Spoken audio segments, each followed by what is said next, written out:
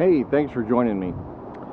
So when I was a kid, I could go to the local grocery store near our home. We had a Rudy's Redbud, and I could buy these imperial knives similar to this one, this little Barlow knife. I could buy these for, I don't know, $2 to $5. They're pretty cheap.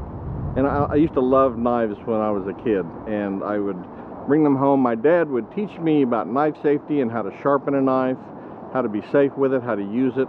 And my grandfather also taught me. And so I had the luxury, really, of having some really good people that taught me how to use a knife, how to be safe with it, and that's saved me a lot of trouble. I was also a Boy Scout leader many years later, of course, a Boy Scout leader for about 15 years. And one of the things I quickly learned is that there's a lot of young people growing up. Nobody teaches them how to be safe with a knife or how to use a knife or any tools for that matter. And so, we worked real hard to teach our scouts about knife safety, tool safety, using saws and axes and those kind of things. And so there's a lot of young people growing up today that they don't know how to safely use a knife. They decide they want to buy a knife or a pocket knife. They go to the store and they buy one. Next thing you know, somebody's getting hurt because they just don't know the safety rules and they're not thinking about them. So I want to give you 6 rules for safety that you can use to be safe when you're using a knife. And so let's talk about those. So 6 rules. Rule number 1 is always keep your knife sharp. A sharp knife is safer than a dull knife. And the reason for that is that a dull knife, when you're cutting something, you have to push harder, much harder, to cut through something than a sharp knife. A sharp knife will cut where you want it to, the way you want it to, you can control it, and no problems. If you're using a dull knife, you're going to push real hard, you're going to end up slipping, and then the knife kind of goes uncontrollably out and is either cutting you or somebody else. So sharp knife is a safer knife. Keep it sharp, keep it clean, and it'll be safer. Rule number 2 is keep everybody at arm's length. Whenever you're using a knife, make sure that there's nobody in range of that knife. You can imagine if the knife is open and you swing your arm around, if there's anyone within range of that knife, you need to move them out so that if you accidentally slip with that knife in your hand, you're not going to cut somebody. So keep everyone far enough away that they're not too close to you. The next thing, rule number 3, is the triangle of death. And the reason it's called this is because cutting this part of your body can cause you to bleed to death very quickly. So the triangle of death is the area from your belly button, more or less, your abdomen, to your knees. And this is especially important if you're sitting down, whittling or carving or something.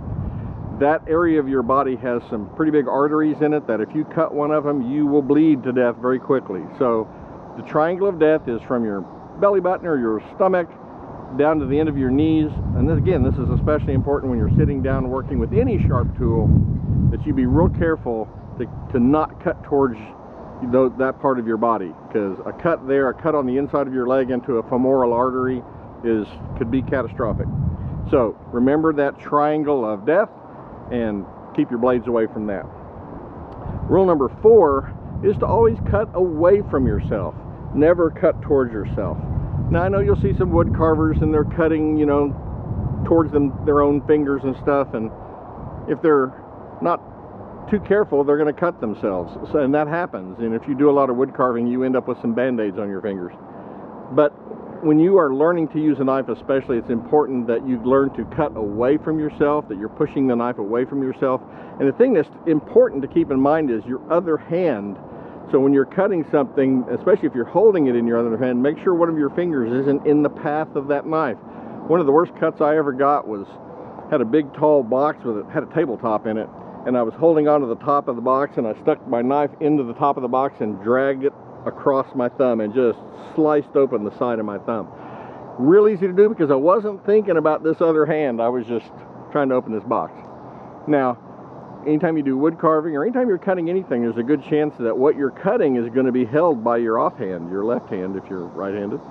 And so you have to be very cognizant of not pushing that knife or, cutting towards your other hand or any other part of your body. Don't pull a knife toward your chest.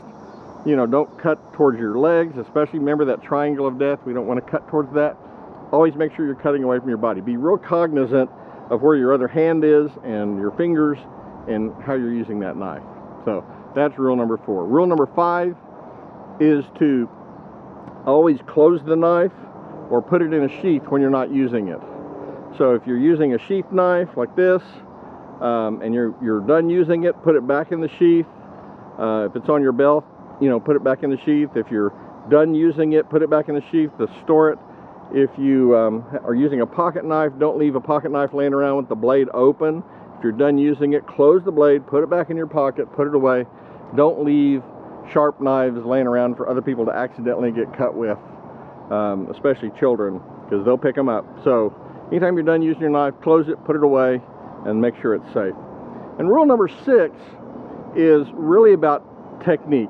So it's much better when you're carving or cutting things, much better to take small controlled cuts, lots of those, rather than big deep cuts. So if you're like carving on some wood, big deep cuts are where you're more likely to put a lot of pressure on the knife and then it slips and something bad happens. So much better if you make small controlled cuts.